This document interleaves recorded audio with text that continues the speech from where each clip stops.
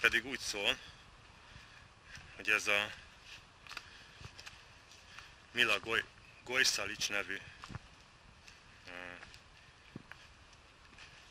lány, fiatal lány volt, az ügyességét föláldozva végül is beférkőzött az Ahmed Basa bizalmába, majd egy óvatlan pillanatban a török tábor lőporkészletét felrobbantotta, saját magát is megölve, illetve a Basát, meg az egész tisztikart, és a legénység egy részét is, a maradékkal pedig elbánt a helyi hadsereg.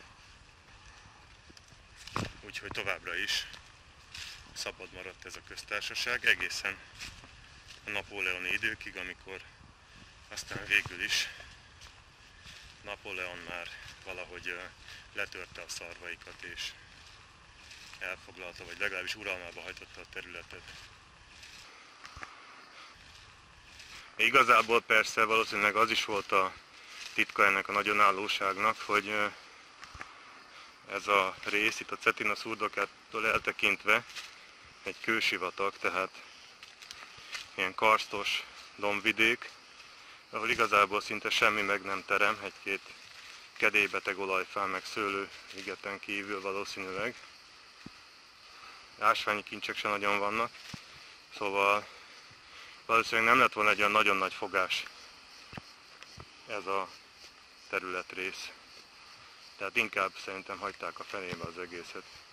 És egy ilyen igazán eltökélt és, hát hogy így fogalmazok, tökös népet a nagy semmiért, mondom, nem volt kedvük elfoglalni és leigázni.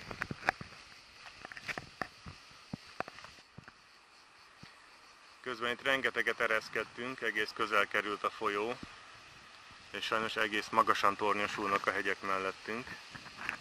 Látszik jól a műút is, és az út sajnos még mindig tovább ereszkedik. Mondjuk a szálláson kapott turista térképen a profil, az nem egészen ilyet mutatott, hogy szinte a vízig lemegy az út. Majd mindjárt ellenőrzöm, mondjuk a jelzés az stimmel, tehát az itt van. Csak az ilyen kétségbejtően sokat. A folyóval párhuzamosan haladunk, és itt valaha szorgos kezek így megteraszolták a hegyoldalt, és ennek köszönhetően itt gyökeret tudott verni egy erdő.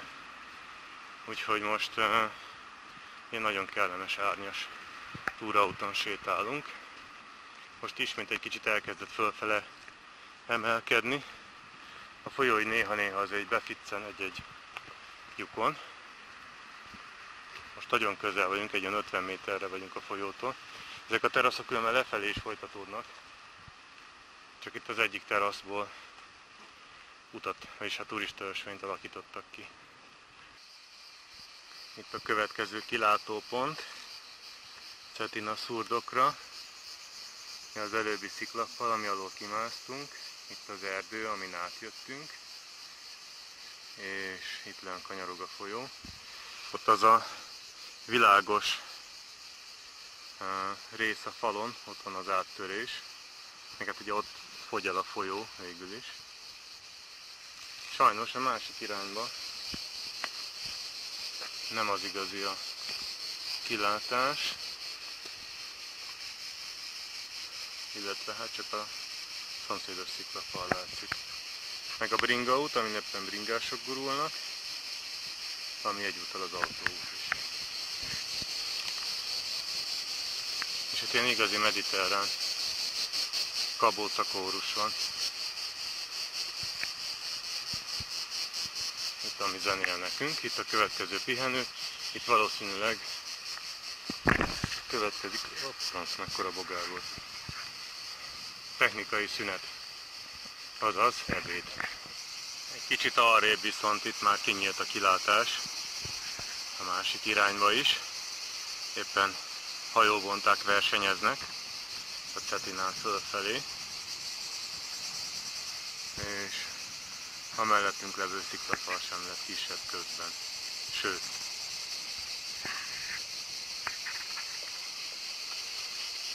közünk, hogy kikisütöget a nap, az összes ilyen mediterrán kabóca magához tért, iszonyú hangzavart csap. Egész addig mi közel nem érünk hozzájuk. Hogy valami szokatlant mutassak, itt majdnem, hogy sár van. Tehát van talaj, van víz, és ilyen áthatolhatatlan erdő a teraszokon. Ez ezen a környéken teljesen szokatlan látkép. Tudom, hogy ez majdnem hogy olyan, mint egy otthoni, ilyen hegyvidéki táj, de hát most felüdülés ilyenen is egy kicsit átmenni. Szóval csak úgy megmutattam, hogy ilyen is van. Újabb táblával is jelzett pihenő, és itt mellette újra kinyílt a panoráma. Most nagyon sokáig ebbe a zöld erdős részben jöttünk, nem volt igazán inger gazdag, viszont innen most egy kiváló rálátás van a Cetinára, illetve az előbbi hegyoldalra, amint fönn voltunk, tetején, meg itt a szemköztire is, és most egészen a túloldalig minden látszik. Sajnos itt a fáktól nem nagyon lehet követni a folyó nyomvonalát, az csak itt látszik, és most is tele van ilyen sétahajókkal.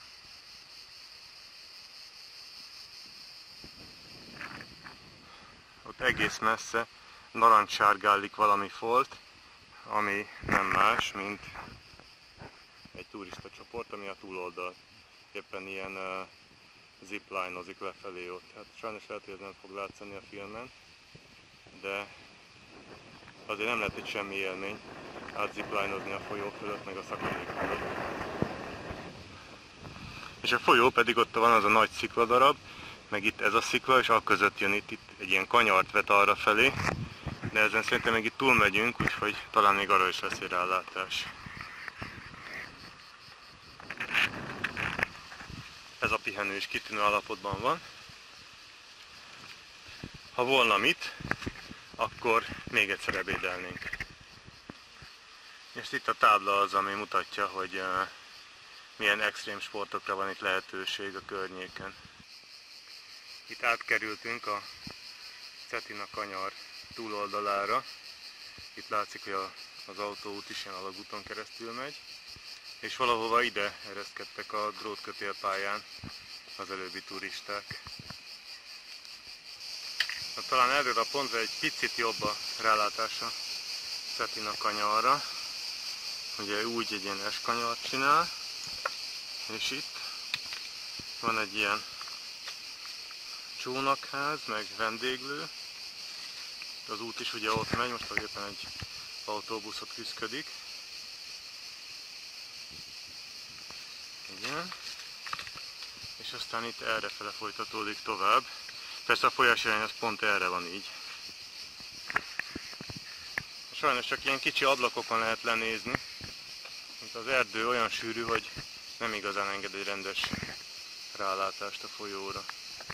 Most hát elértünk a túra végpontjára. A Cetina szurdoka az arrafele folytatódna visszafelé. Viszont innen egy tökéletes rálátás van az előbbi kanyarra. Ugye itt van ottunk egy ilyen kis sziget, Sarin sziget az a neve. Előtte a hajóállomás, étteremmel, és akkor itt a Cetina kanyar, ami arra fele megy Homs felé.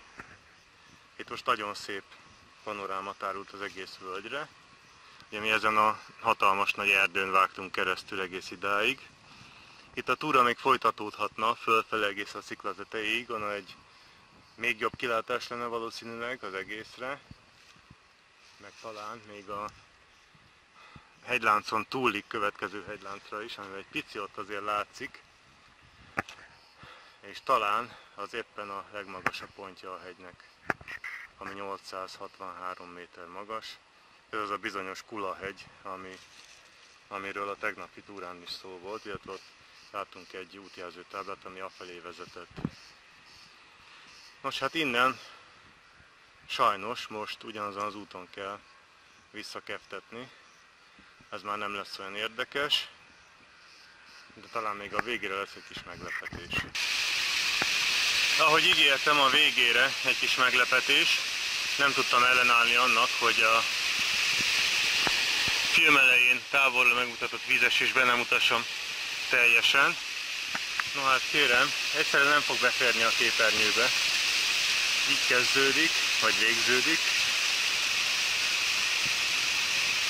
És ott a közepén teljesen ilyen párává változik jóformán, és csak a fele jön le.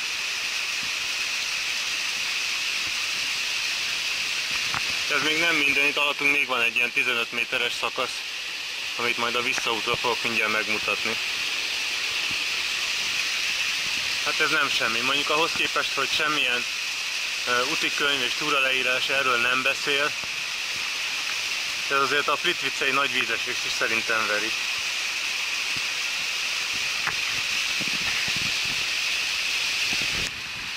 Ez itt az előbb említett alsó rész.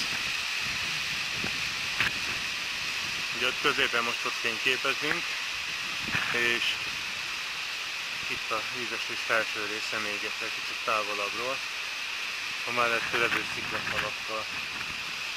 Szóval hihetetlen, hogy fúj a szél most, így egy kicsit felérett a szél. Ott fújja a vízesés közepét így össze-vissza, és szinte eltűnik a víz belőle. Aztán alul újra megjelenik teljes pompájában, nagyon szép ez a vízesés. És az egész kitérő nem volt több, mint körülbelül 5 perc, csak mondjuk igazán útja nem nagyon van, úgy idáig még volt egy ilyen félig meddig, hát nem azt mondom, hogy kitaposott, ilyen éppen még úgy föllelhető ösvény, de ott már így meg kell találni a dolgokat, hogy az ember éppen hogy tud végig csámpáskodni ezen a falon. A túra összefoglalása következik. Hát körülbelül egy olyan 14 kilométert mentünk, volt benne nagyjából 500 méter szint, és hát ugye a mai napra ez a két választás volt, vagy ezt a túrát megcsináljuk, vagy döglünk a szálláson. Most azért a vége fel elhangzottak olyan vélemények, hogy jobb lett volna talán az utóbbi verzió, de én szerintem azért megérte a dolog, úgyhogy mindenképpen következik a folytatása, a viszontlátásra.